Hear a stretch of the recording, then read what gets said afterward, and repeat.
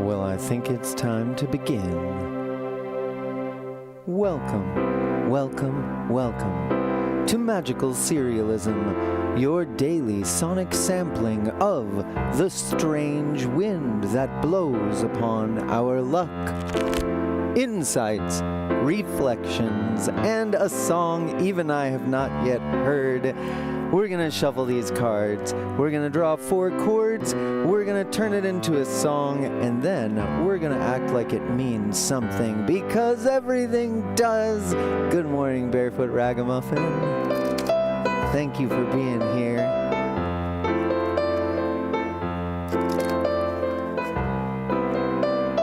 It is Wednesday, the 26th of March, 2025. And the world gets wilder at every moment, just like always.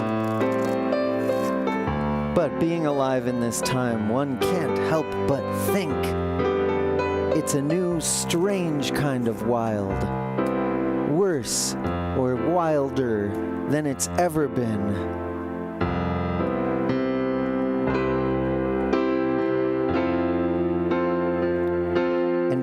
Inside this time, it actually just might be impossible to say whether it's any wilder than it's ever been. There have been wilder times, I'll reckon.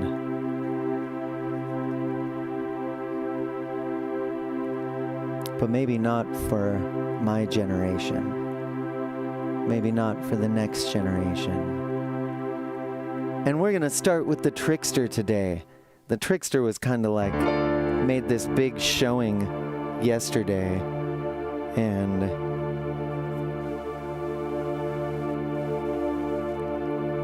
so it's fitting we start with it today. D minor is chord number 1, and then we're heading to C major. Just a whole step down,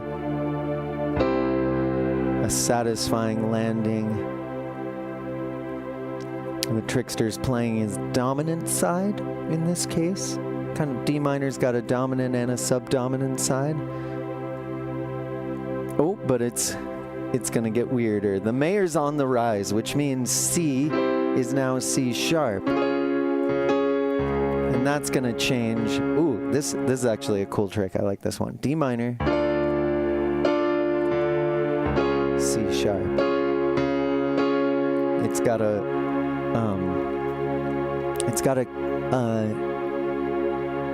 I often call it regal, but I want to find a better word for it.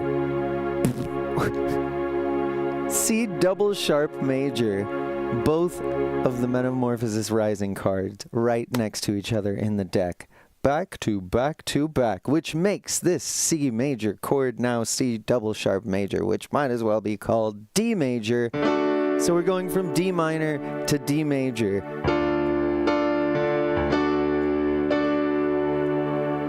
That is interesting enough, but it's not going to be so simple. A backseat driver. This is a non-root bass note, so we've got C double sharp, E double sharp, and G double sharp, and we need to pick one of those that is not C double sharp. So it's either going to be E double sharp or G double sharp. That's D. That's A. Awesome. Okay, so D minor, D major over A.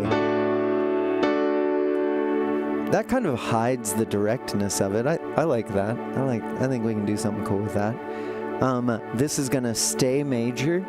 It already is major, but the twice risen mayor under the influence of A, which is the Ninja Queen's root, will be riding a white horse in this story.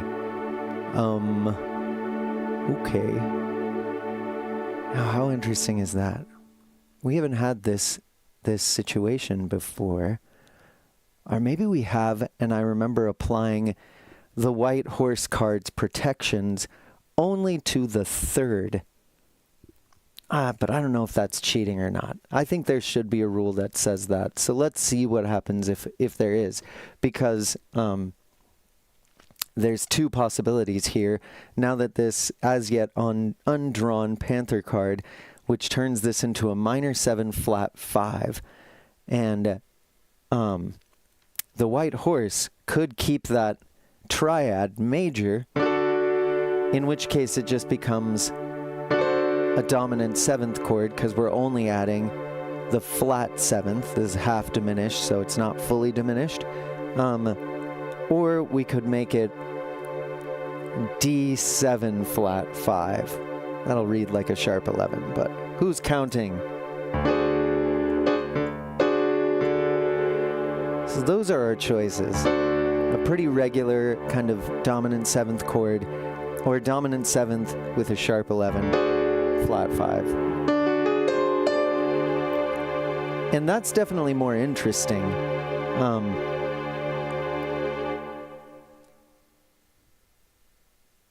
That would require me to change this from saying major triad to major 3rd. And I'm tempted to.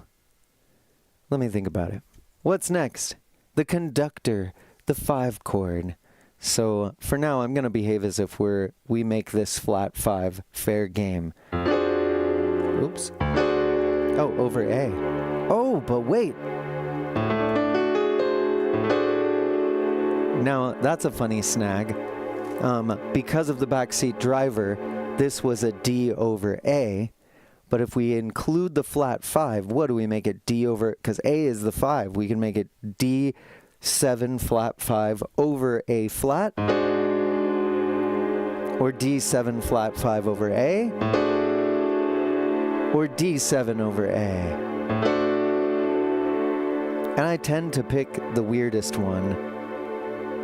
The one that promotes the most diversity of chords and tones. And so I don't want to lose that flat 5 that comes with this, because this is the only place we can get a flat 5. And so I am going to say that it's D7 flat 5 over A, which is going to read more like a sharp 11.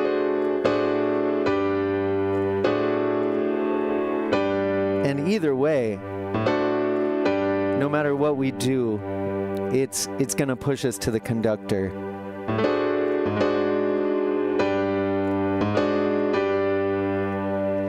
And I think as the tone we've picked, because this was a chord tone that we originally started with, and that chord tone got flattened, we're going to do D7 flat 5 over A flat. And that was a lot of complicated discussion. Wow. And the conductor's in decline, so now instead of going to G, totally different place, G flat. And let's see if we can get the rest of these out. G flat major 7. I like coming from this one. Here we go.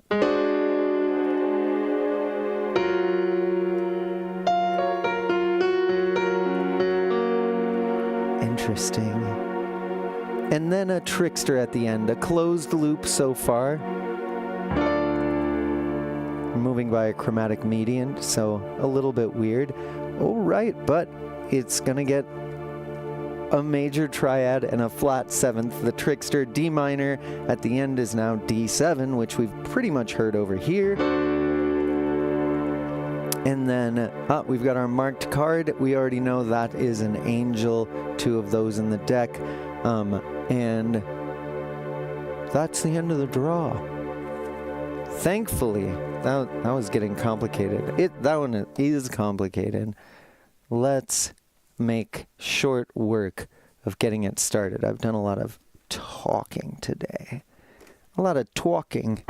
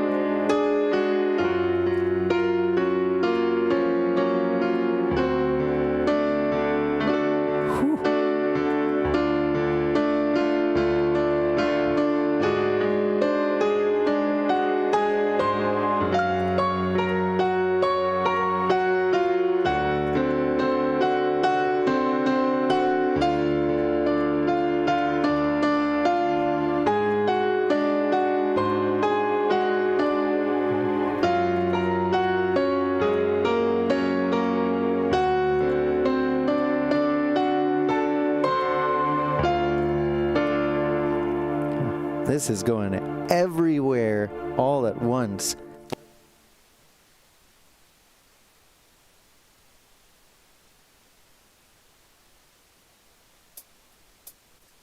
Let's turn it into something.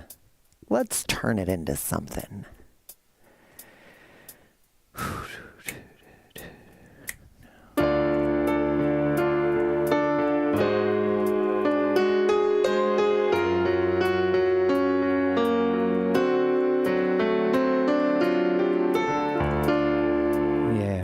All right. This is worth it. How about 86 beats per minute? Here we go.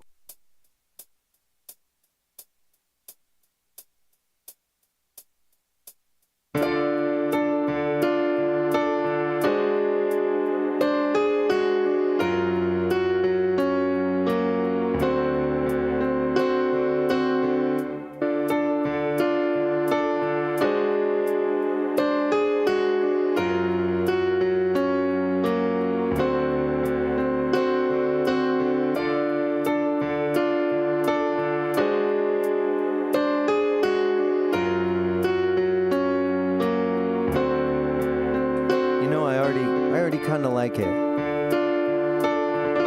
Maybe I'm going to strengthen up that D minor at the beginning. It's a little light.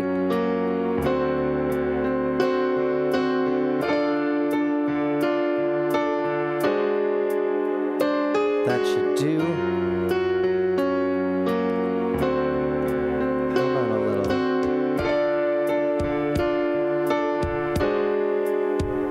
86?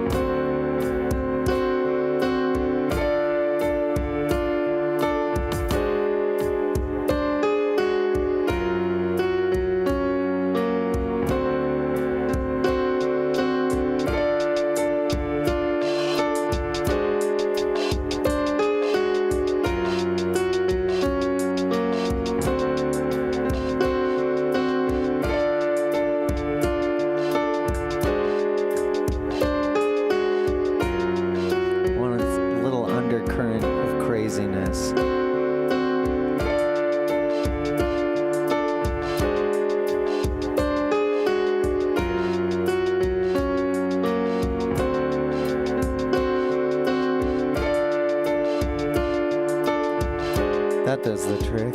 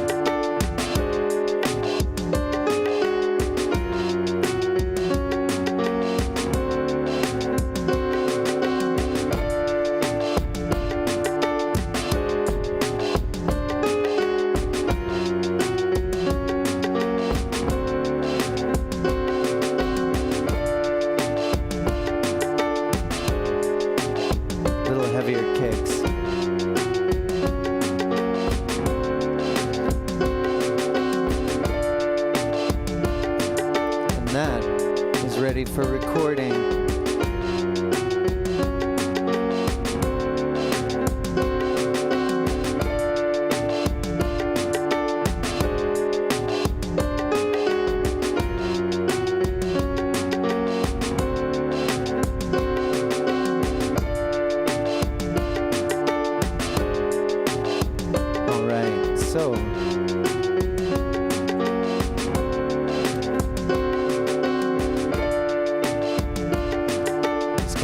That a little low in the background. This is C. Oh, you know what? Double sharp. That's gonna look wrong, but so it goes. C double sharp, 7, flat, 5, over A flat, which is really just D7, flat, 5, over A flat, which is maybe our 5 of 5. Fair enough, our weird 5 of 5. But then we get our flat 5 major 7, which is this G flat major 7. And then just a straight up D7, which is definitely 5 of 5 if we were in the key of C. And that's what we drew it in, but I don't think our chord progression should be analyzed in that key, except as a matter of novelty. What we do have is 3 D chords. No, I don't mean chords that stick out of your screen and poke you in the eye. We've got a variety of D chords, and there are 3 of them. And that's got to be the first sort of significant thing. Ooh. Man, this thing's crazy. Here we go.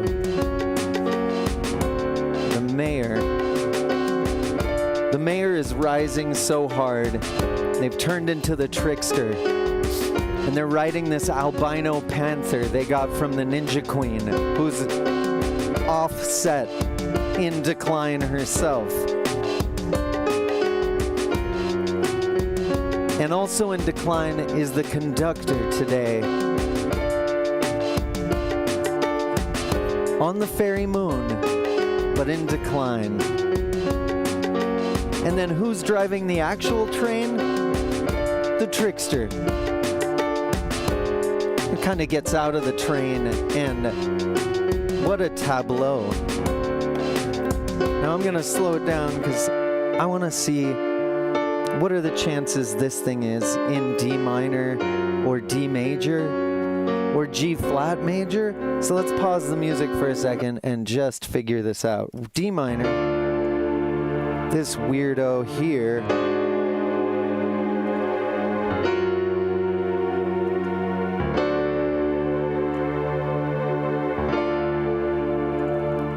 I do think D minor sounds like home just because of its placement, but it's a 3D draw, but is it a tenacious D draw?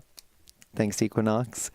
This, I'm just gonna say it's D minor, which means we're gonna analyze it in F.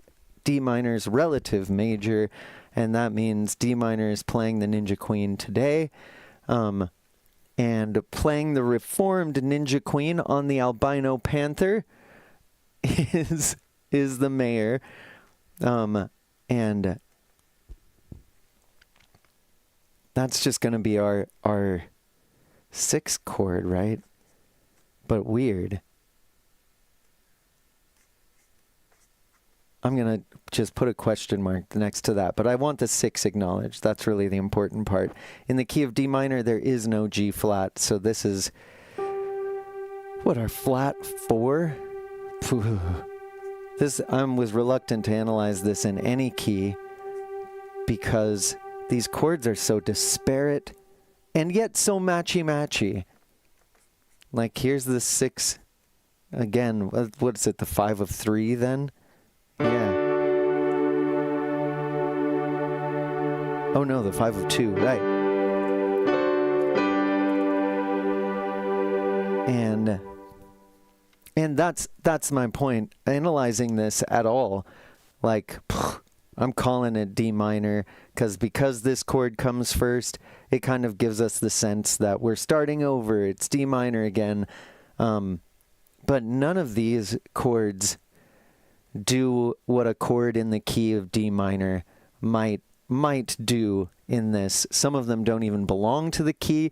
We've borrowed 2 of them from our parallel major, and what? This must be parallel.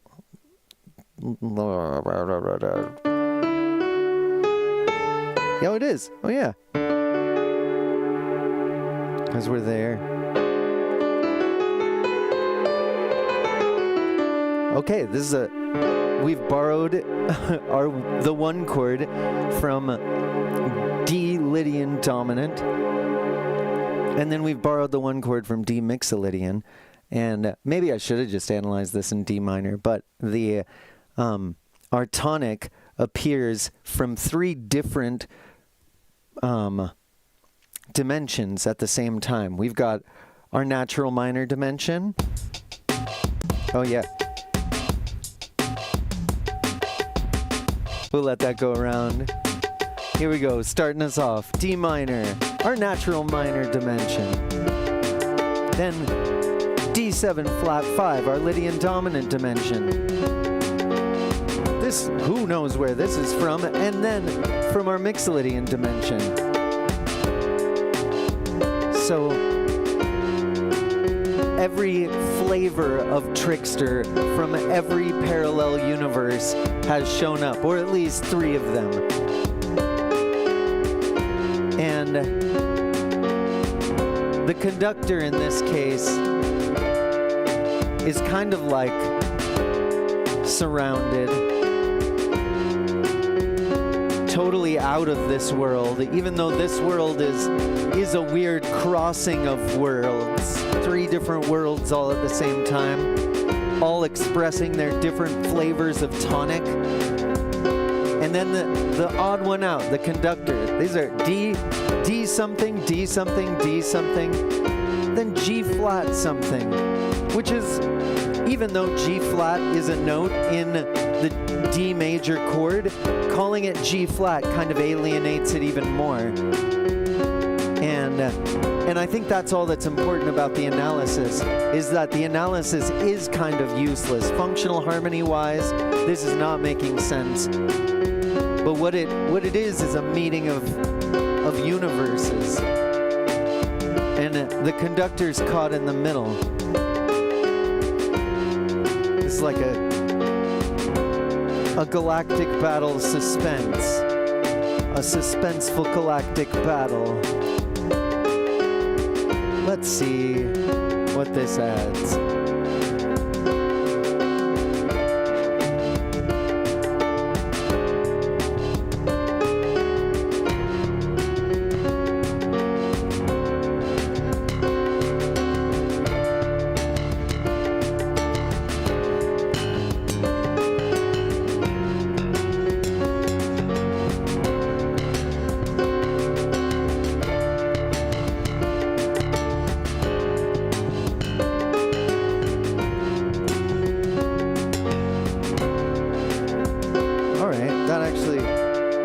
Kind of silly, but I like it.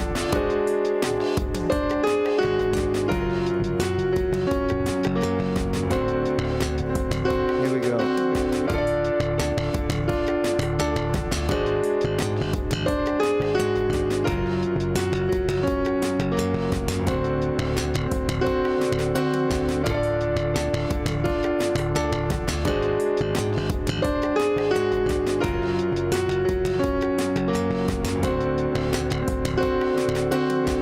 Maybe the slap is a little much.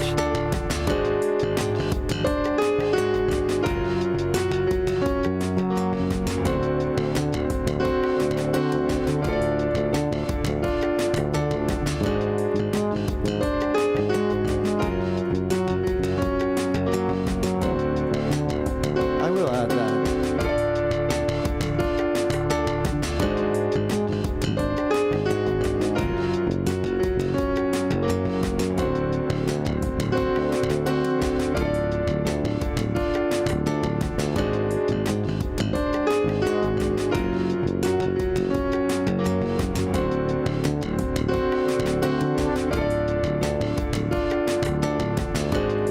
that's better.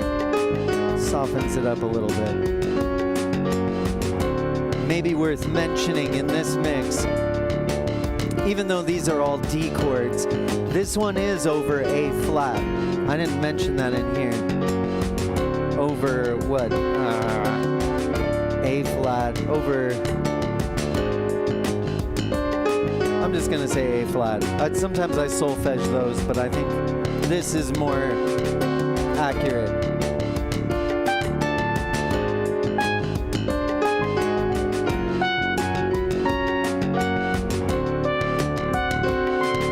That's all right.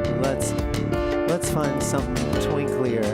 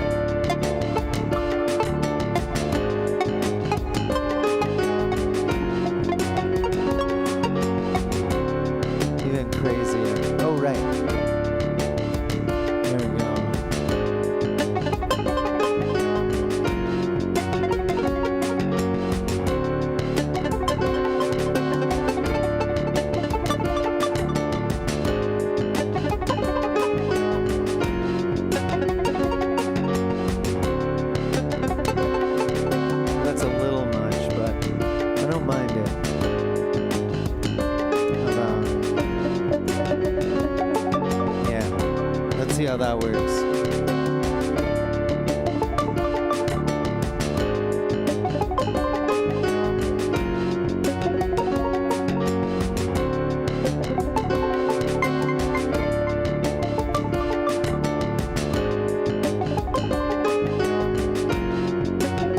All right, I think it's sufficiently weird.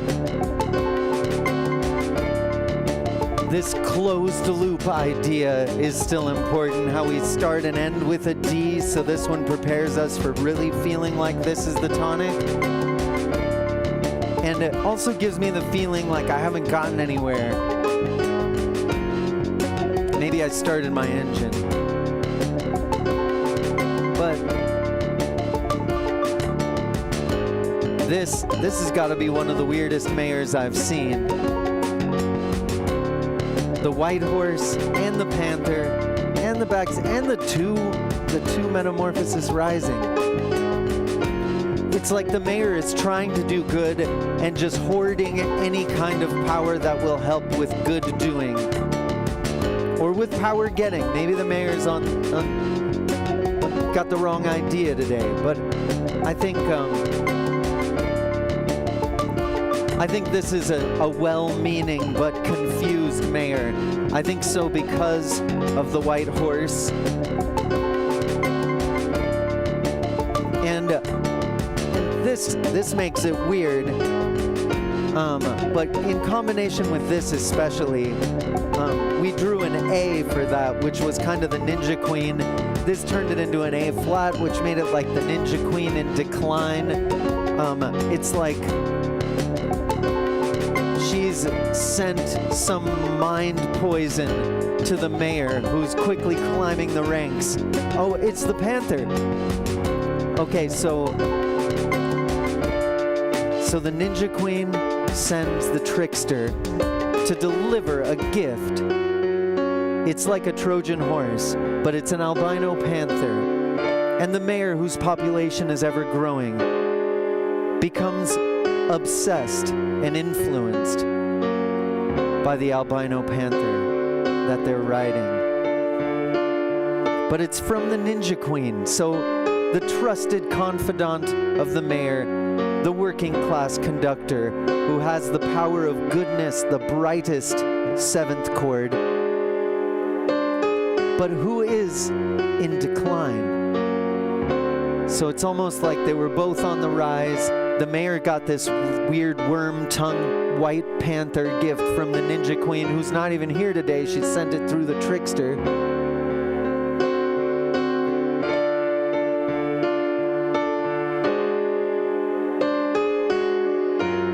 And maybe the Trickster drops it off and then hops on the train to leave. While this is happening, the mayor's showing off their new white panther to the conductor, but the conductor's fallen ill, and that's when the trickster steals the train.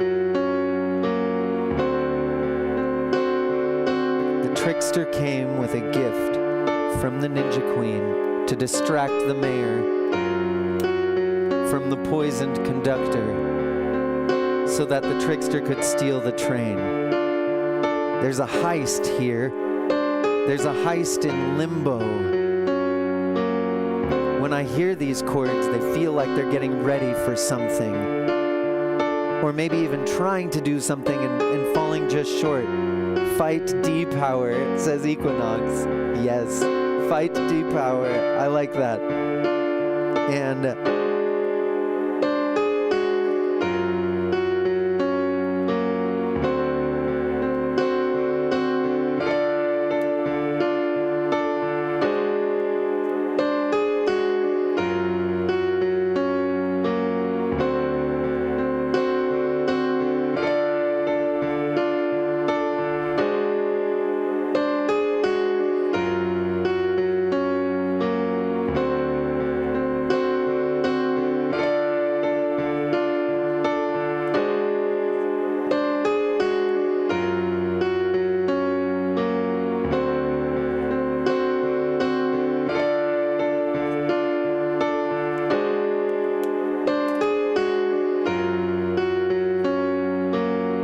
you've seen Ocean's 11, where they do a bunch of tricky things to get into a place. Do they ever travel to a parallel dimension, though? This is a time of history where a lot of people talk about 5D thinking and the 4D plane. I mean, we're in 4 dimensions now, right? 3 physical dimensions, 1 physical but not one we're used to, time, right? I mean, we're used to it, but we're not used to thinking of it as physical, even though our science kind of says they're inextricable, time and space, right? And this especially happens on things that are trying to change your mind, shows that are trying to tell you about those things that we can't ever know about. You know, those things that, like what happens after we die. No one's come back from that and told us, except that so many people have come back from that and told us that it's almost like nobody has come back from that and told us. And that is twisty logic. That's the trouble with laying your truth proof on something outside of the dimensions upon which we can all fully agree. Up, down, left, right, forward, backwards, time, right? Anything outside of there is speculation to a being like us. And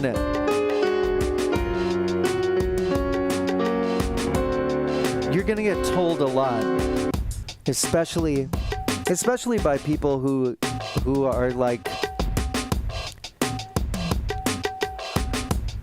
talking about the occult or the supernatural, that there is a purpose in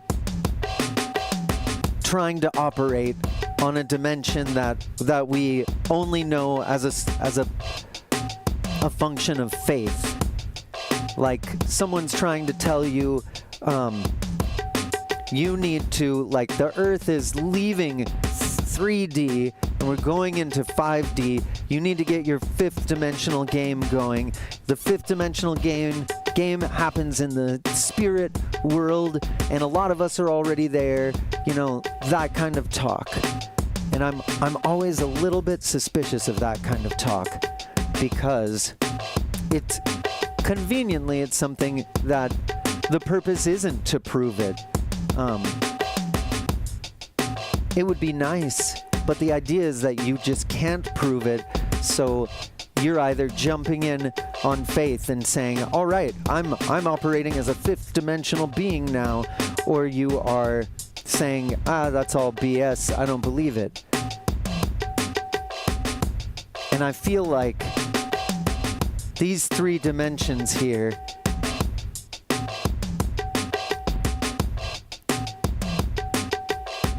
that's where the assault is coming from. The dimensions of reality that we all have a pretty firmly established agreement upon. They're not coming from the fifth dimension. Our problems are right here in four-dimensional space-time. They're all here, and as comforting as it would be to say, hey, you know what? Maybe, what if our problems were coming from a different dimension? What if the issues Earthlings are having are actually, they're not the bed they made. There's some other thing coming from a dimension we're not even familiar with that's causing problems, and we need to solve those problems by leaving the corporeal world's issues behind and living in that fifth dimension that supposedly is where the attack is coming from. But the call is coming from inside the house. All of the issues that humanity faces have roots firmly established in the dimensions humanity lives in. And that's why I'm calling this the 3D heist. It's like they came in and said, hey, the thief is outside the building. We've got to keep him out, you know, help us do that. And while we're all watching the doors, they came in through the three dimensions we already know about and stole the train. I don't know if I'm making sense. But I think I am. It's here. I tell you, man, this morning the craziest thing happened. I wanted some coffee. And luckily, when I need something in this world, I know how to manifest it. I went to the coffee maker, which my loving wife had already loaded and ran, so it had a bunch of coffee in it, as if it were just there waiting for me. As if my wanting the coffee and being aligned in my alignment manifested the coffee directly to me. That's magic, guys. Or maybe if you want to get something manifested in this world, there are all sorts of avenues to achieve it. I love spirituality, but I stop short of using it as a functional interface, a functional direct interface. Sometimes it's the only hope you have, and that's some sacred kind of prayer ideas when there is nothing else to do, saying, hey, if something outside of this is strong enough, please do something about it. But that's different from saying, like, hey, this morning I manifested a beautiful wife to manifest me some coffee. That sounds really selfish. Maybe we just met each other in this world and made some agreements and we do nice things for each other. Maybe that's what manifesting stuff is. Just doing the stuff, right? Don't let them steal the train while they're talking you into watching the door for ghosts. Don't let them steal the train while they've talked you into watching the door for ghosts. Don't let him steal the train.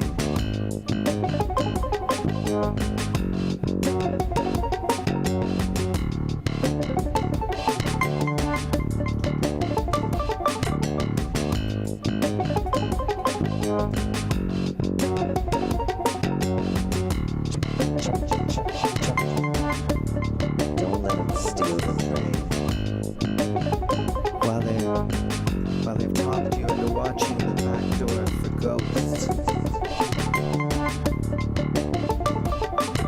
let him steal the train.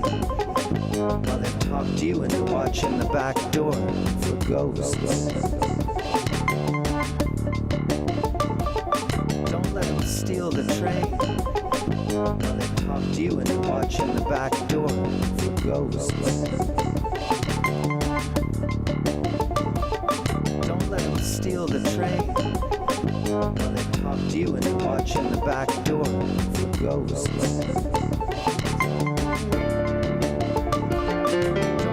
Steal the train. While they talk to you into watching the back door for ghosts.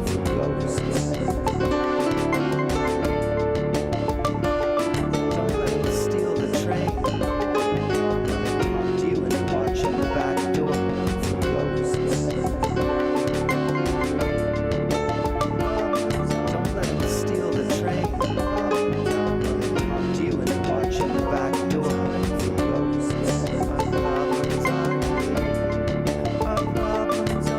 they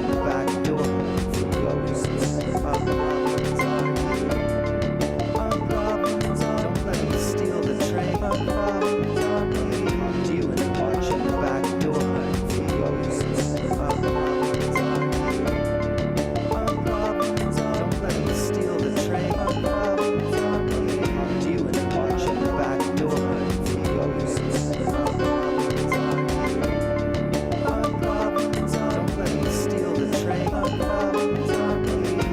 into watching the back door for ghosts. That's gonna work. Back door.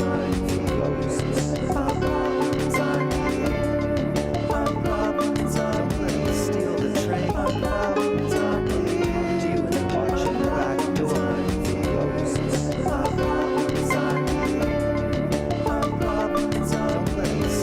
train.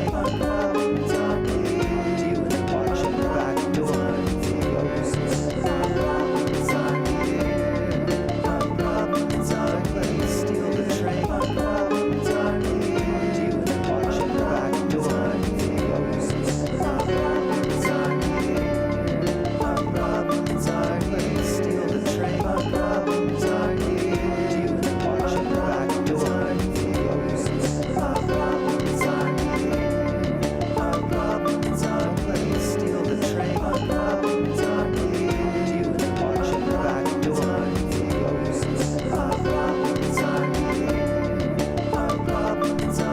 Steal the train. You and watching the back door.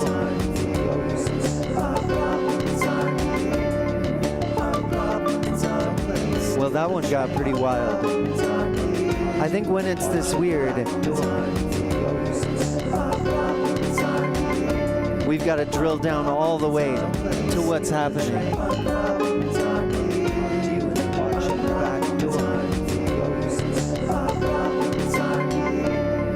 Our problems are here.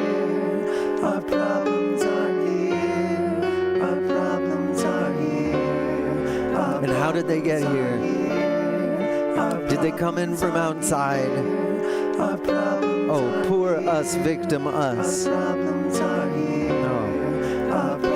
The plant stays in the soil it grew in. And that means the solutions are here too, which is a good thing. Our problems are here. Our problems are here. Our problems are here. Our problems are here. Our problems. Fight depower. Our problems Fight D-Power. The trickster is everywhere. We may be in decline, but we're doing the right thing. Good luck out there today. And I'll see you tomorrow.